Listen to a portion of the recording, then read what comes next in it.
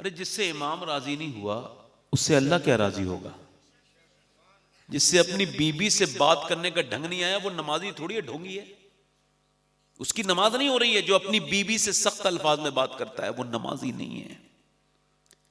जो अपने रिश्तेदारों पे जुल्म करता है वो नमाजी नहीं है, सिर्फ मस्जिद में आता जाता है।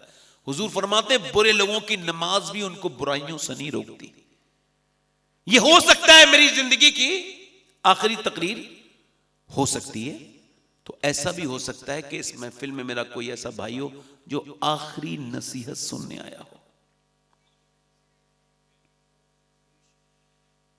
फिर कभी ऐसा ना हो कि ये महफिल सजे और आप बैठे हों।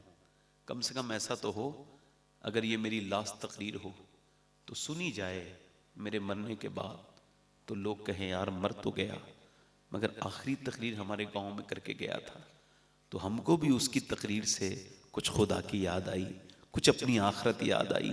ऐसा ना हो कि मैं अपनी तकरीर को सिर्फ इस वजह से करूं कि आप मुझसे मुतासिर हो जाएं। मेरे मुतासिर होने से आपका कोई भला नहीं होगा। अब मैं जो बात आपसे कह रहा हूं बड़े ध्यान से आपने सुननी है।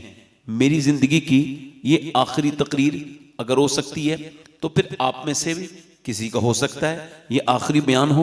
अच्छा, एक सवाल और है आप सबसे, थोड़ा भाई बेस कम कीजिए, इसका बेस कम कीजिए, मेरी तरफ देखिए। हो सकता है कि ये जिंदगी की भाई बड़ी गुजारिश, हाथ जोड़ रहा हूं और कहो तो पैर पकड़ लूं आपके, मैं आपका खादिम नौकर। अगर चाहो तो आप बैठ के सुनो और जाना चाहते हो तो फिर बीच में से उठ के ना जाओ भाई। अब मैं तकरीर रोक दे रहा हूं, आप चले जाओ, क्योंकि ऐसे ये कोई अच्छी बात नहीं, ये सहाबा इकराम की सुन्नत नहीं है इस तरह से बयान सुनना। वो ऐसे सुनते थे कि उनके ऊपर परिंदे बैठ जाते थे आकर के, लगता ही नहीं था कि ये लोग जिंदा हैं या दुनिया से रुखसत हो गए। खाली जलसा कराना, शोर शराबा करना ये जरूरी नहीं है। मैं जो बात आपसे कह रहा हूं, कितने और मेरे और आपकी तरह गाफिल लोग कब्रों में जाके आज कफे अफसोस मिल रहे हैं। अच्छा, आपने कभी देखा किसी बेनमाजी को मरने से पहले मौत का फरिश्ते ने कहा तू नमाज पढ़ ले वरना कल मर जाएगा? कभी कहा? कभी देखा? कभी देखा? हुजूर फरमाते हैं बेनमाजी जब मरेगा, अब चाहे वो कोई भी हो, किसी भी एंगल का हो, चाहे पढ़ा लिखा हो या जाहिल हो, आलिम हो, कोई भी हो, इसमें कोई तखसीस नहीं है। जो भी बेनमाजी है, जो नमाज नहीं पढ़ता, बेनमाजी है, चौधरी है, पीर है, सैयद है, कोई भी है, अल्लाह के रसूल फरमाते हैं बेनमाजी जब मरेगा इतनी प्यास लगेगी 7 समंदर का पानी भी पिएगा उसकी प्यास नहीं बुझेगी। और ये जो पीरा मुरीदी की ठेकेदारी चल रही है, तू मेरे साथ उठेगा? बिल्कुल ना, पीर नमाज पढ़े ना मुरीद नमाज पढ़े, थोड़ी देर नाच लो, थोड़ी देर कव्वालियां कर लो, फिर तुम मेरे साथ उठोगे, मैं तुम्हारे साथ उठूंगा। ये पीर कह रहा है, मगर कायनात का सबसे बड़ा पीर और सबसे सच्चा पीर अल्लाह के महबूब फरमाते हैं जो बेनमाजी है कयामत के दिन फिरौन के साथ उठेगा, नमरूद।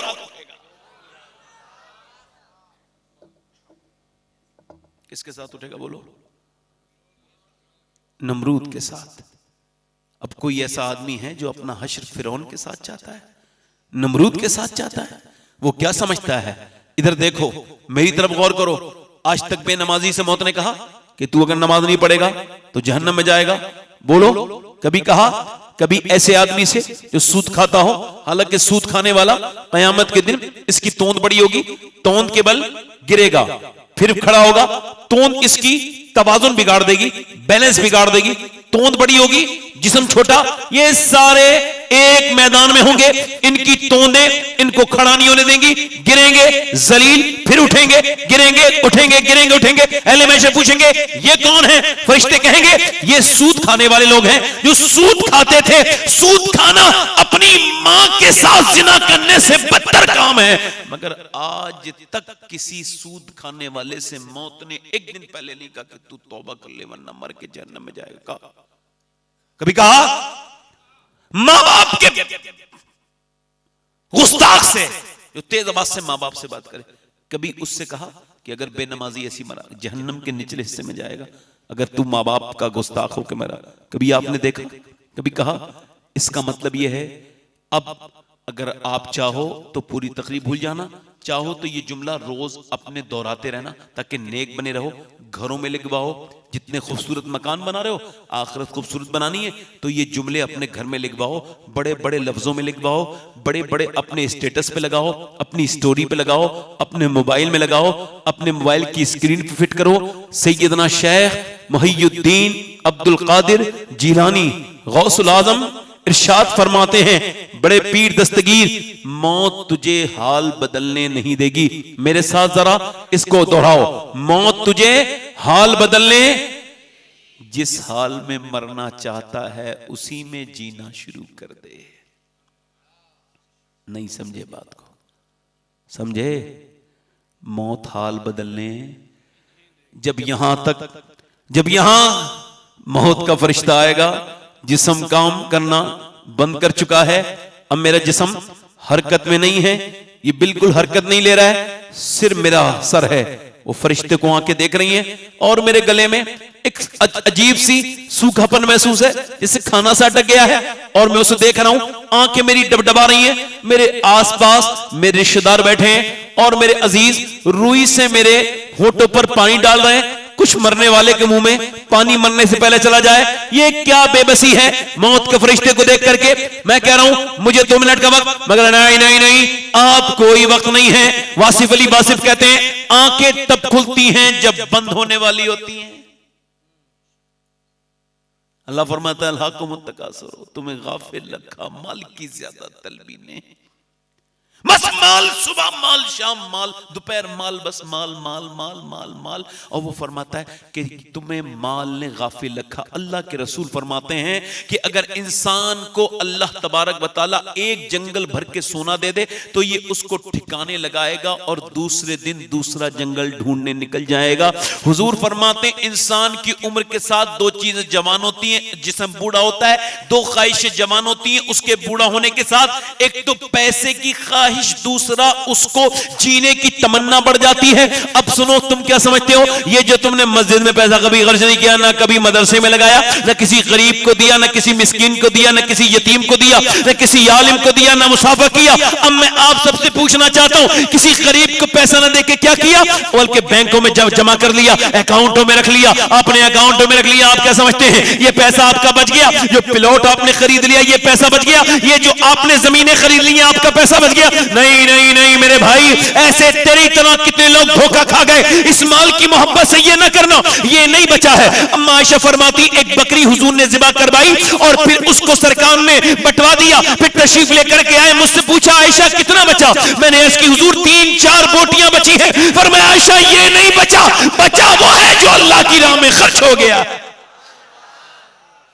बचा, जल्दी बोलो, बचा वो है जो खर्च हो गया।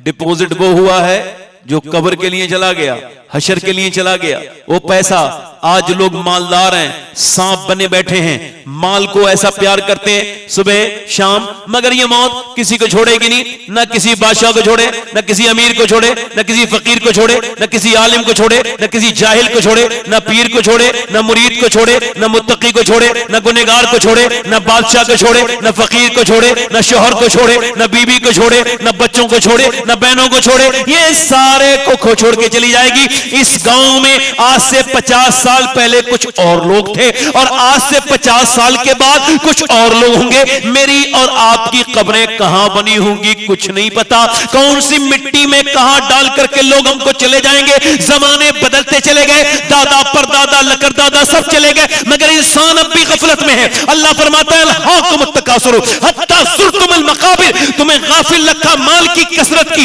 इसने माल की ज्यादा तलबी ने, यहां तक कि तुमने कब्रों के मुंह देख लिए और फिर उसके बाद नहीं छोड़े नहीं जाओगे, यूं नहीं छोड़े जाओगे कि तुम समझते हो ऐसे छोड़ दिए जाओगे, नहीं। फिर वो फरमाता है कल्ला सौफ़ा तालमून सुम्मा कल्ला सौफ़ा तालमून, एक ही बात 2 मरतबा इरशाद फरमाई। फरमाता है कल्ला सौफ़ा तालमून, हाँ हाँ जल्द जान जाओगे। फिर फरमाता सुम्मा कल्ला सौफ़ा तालमून, फिर हाँ हाँ जल्द जान जाओगे। मौलाए कायनात से पूछा गया, अल्लाह ने एक बात को 2 मरतबा इरशाद फरमाया, यानी कल्ला सौफ़ा तालमून और सुम्मा कल्ला सौफ़ा तालमून। मौला अली कहते हैं डर जाओ, इसका मतलब यह है एक बार कब्र में हिसाब हिसाब होगा, एक बार हश्र में हिसाब देना होगा, एक बार कब्र में जानोगे, एक बार हश्र में जानोगे। ये जो तुमने माल